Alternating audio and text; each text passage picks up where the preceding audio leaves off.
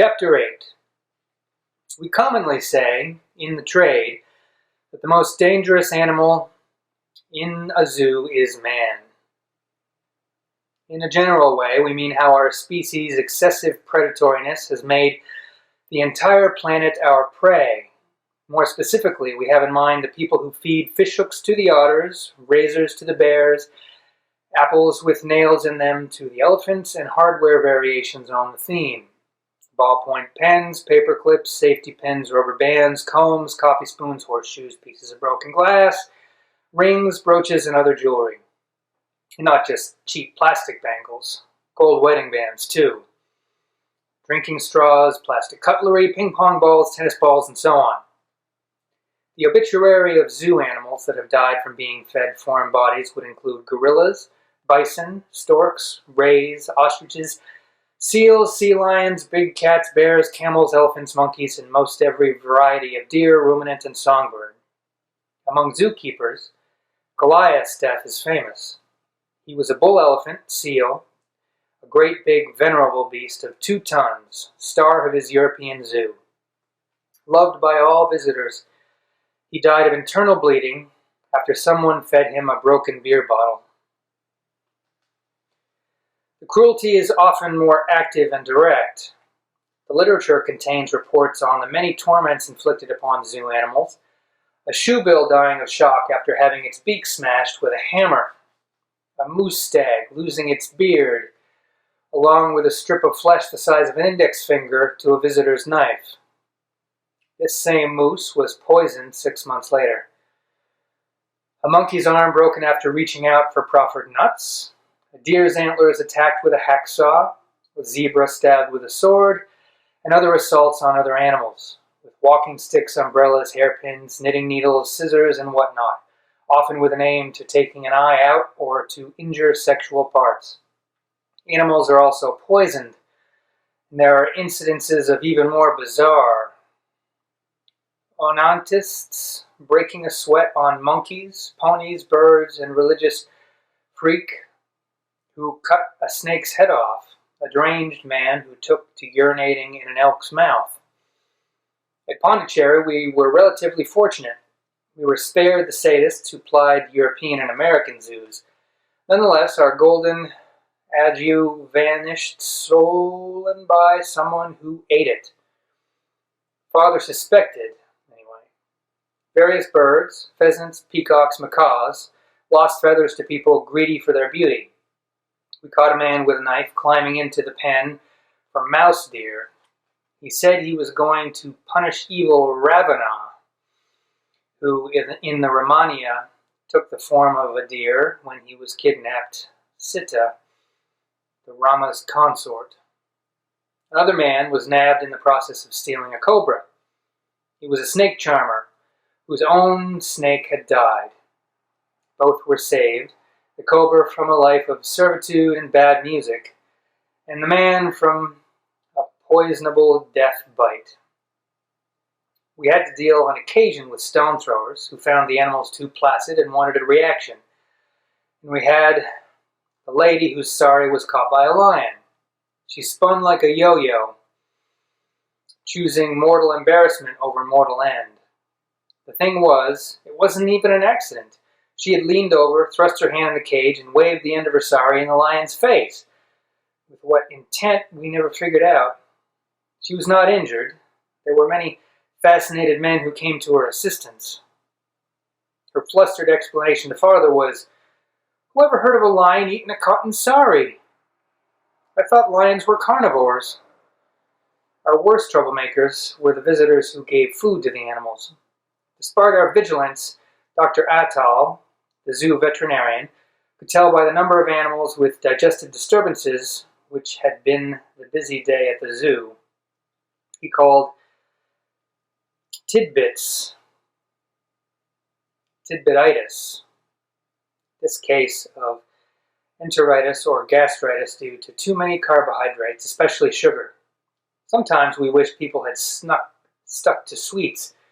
People have a notion that animals can eat anything without the least consequence to their health.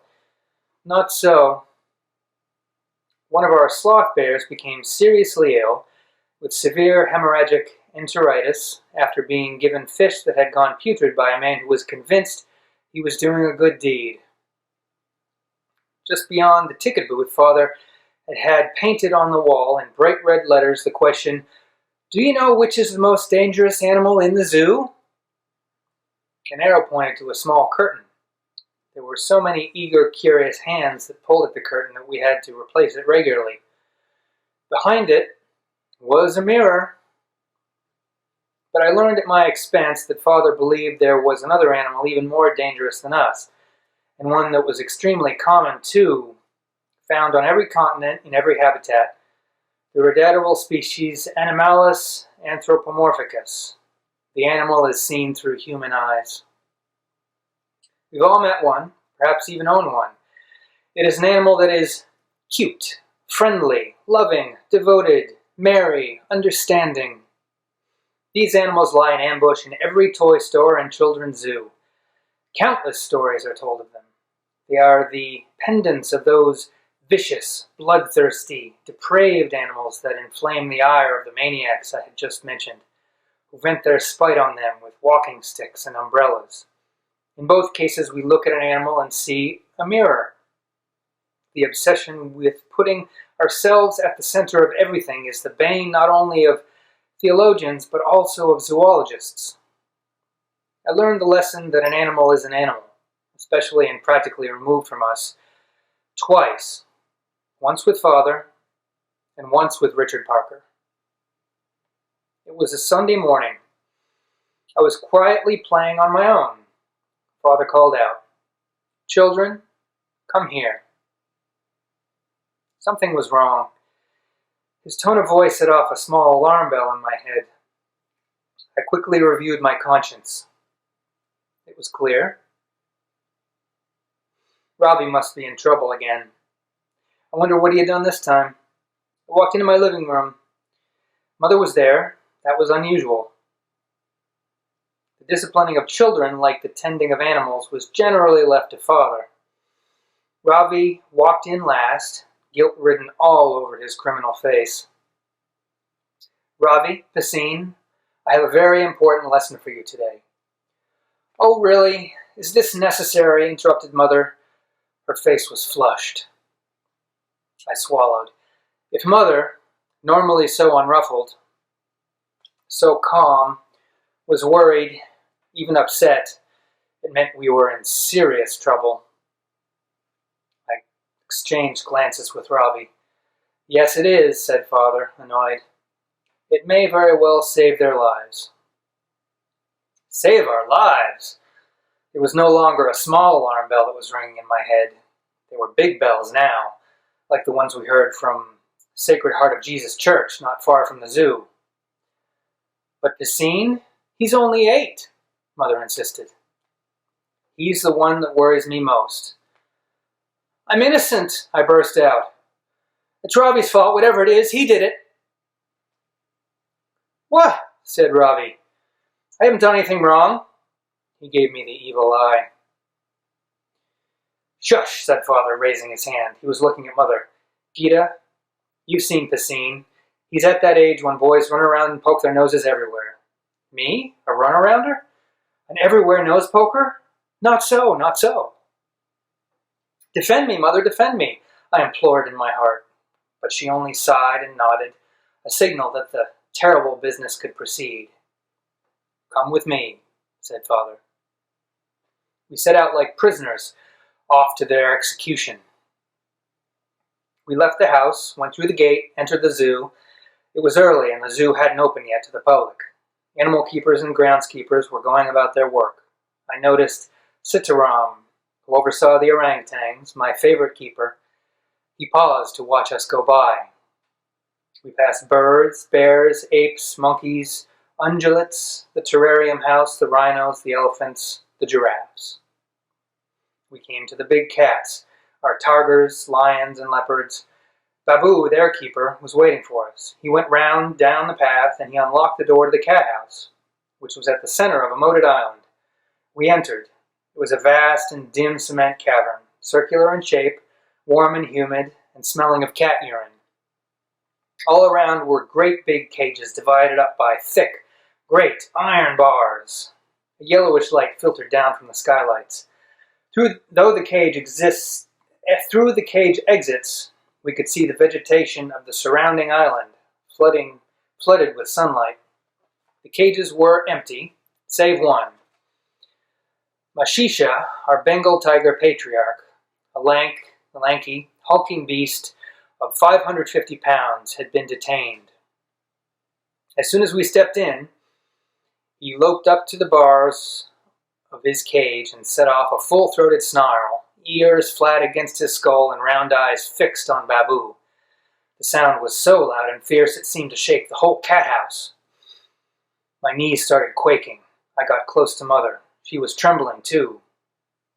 Even Father seemed to pause and steady himself. Only Babu was indifferent to the outburst and to the searing stare that bored into him like a drill.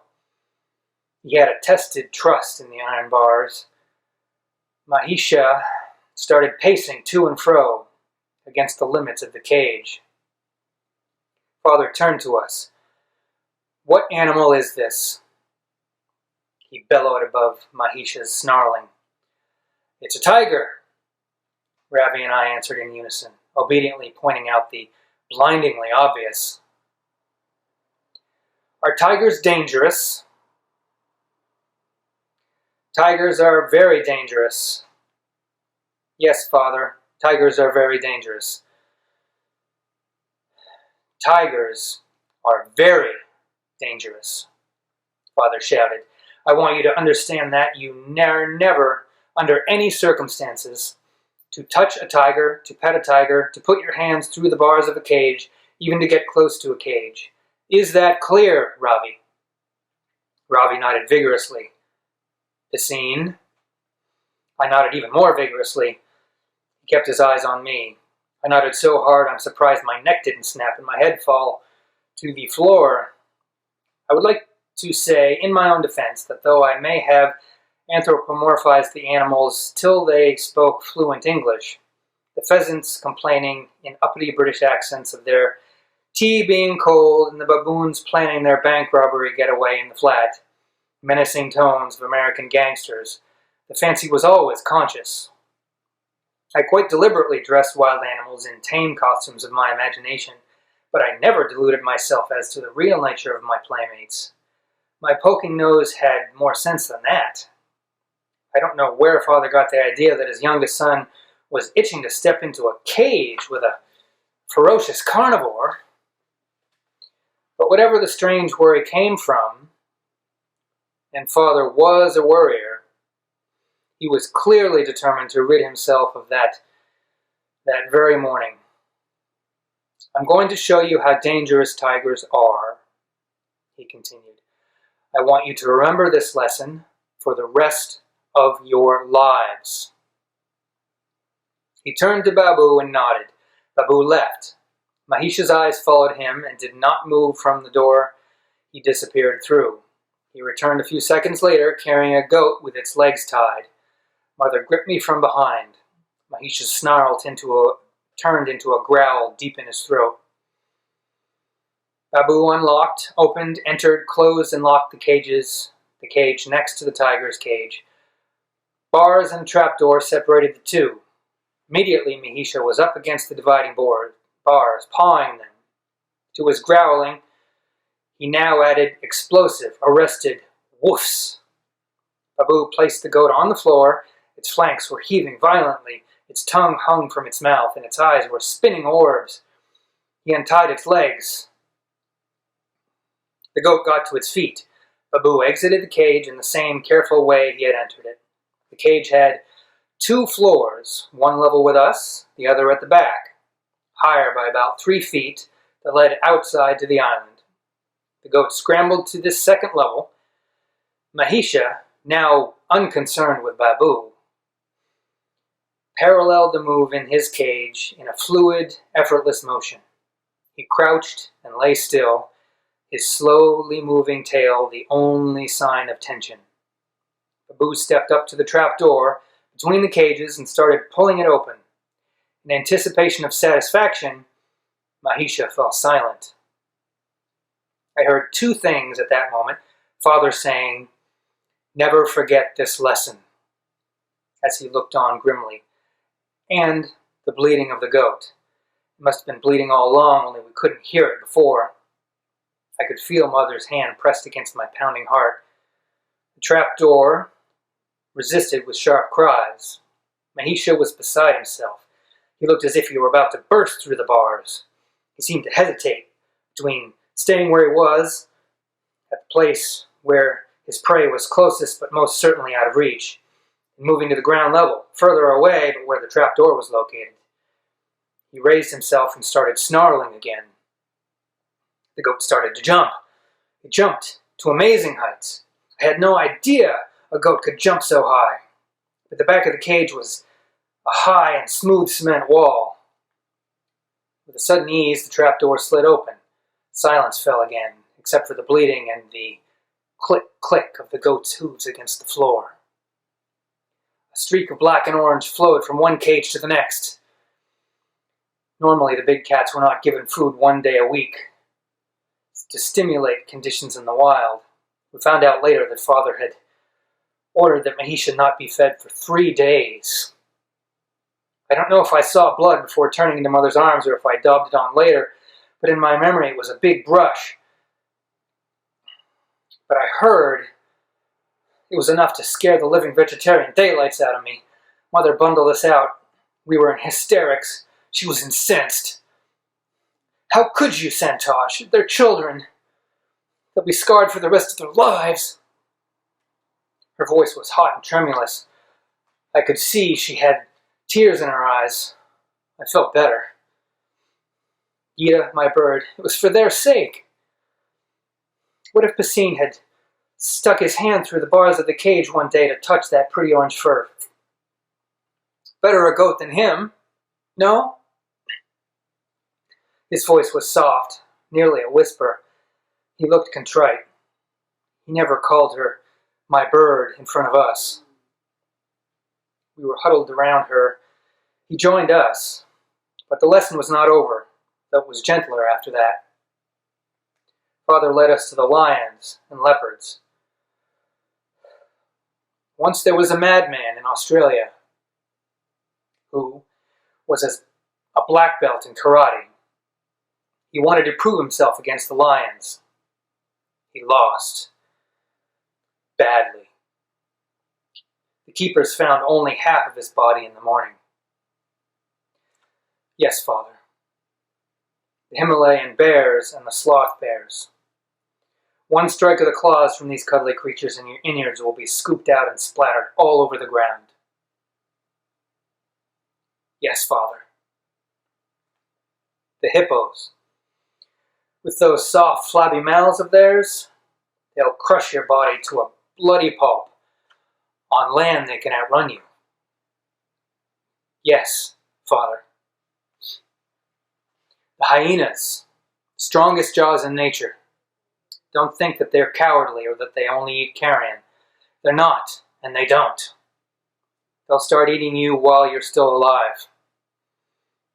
Yes, Father. The orangutans, as strong as 10 men. They'll break your bones as if they were twigs. I know some of them were once pets and you played with them when they were small, but now they're grown up and wild and unpredictable. Yes, Father. The ostrich. Looks flustered and silly, doesn't it? Listen up. It's one of the most dangerous animals in the zoo. Just one kick and your back is broken or your torso is crushed. Yes, Father. The spotted deer. So pretty, aren't they? If the male feels he has to, he'll charge you and those short little antlers will pierce you like daggers. Yes, Father. The Arabian camel. One slobbering bite and you've lost a chunk of flesh. Yes, Father. The black swans. With their beaks, they'll crack your skull. With their wings, they'll break your arms. Yes, Father. Smaller birds. They'll cut through your fingers with their beaks as if they were butter. Yes, Father. The elephants. The most dangerous animal of all. More keepers and visitors are killed by elephants than by any other animal in a zoo. A young elephant will most likely dismember you and trample your body parts flat. That's what happened to one poor lost soul in a European zoo who got into the elephant house through a window. An older, more patient animal will squeeze you against a wall or sit on you. Sounds funny, but think about it. Yes, Father. There are animals we haven't stopped by. Don't think they're harmless. Life will defend itself, no matter how small it is. Every animal is ferocious and dangerous. It may not kill you, but it will certainly injure you. It will scratch you and bite you, and you can look forward to a swollen, pus-filled infection, a high fever, and a 10-day stay in the hospital. Yes, Father. We came to the guinea pigs, the only other animals besides Mahisha to have been starved at Father's orders, having been denied their previous evening's meal. Father unlocked the cages. He brought out a bag of feed from his pocket and emptied it onto the floor. You see these guinea pigs? Yes, Father. The creatures were trembling with weakness as they frantically nibbled their kernels of corn. Well, he leaned down and scooped one up. They're not dangerous. The other guinea pigs scattered instantly. Father laughed. He handed me the squealing guinea pig.